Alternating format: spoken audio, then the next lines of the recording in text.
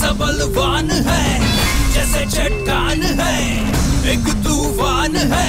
संभल संभल संभल संभल, कल फिर क्या होगा इसको है पता, उठकर नंबर छूने की है अदा।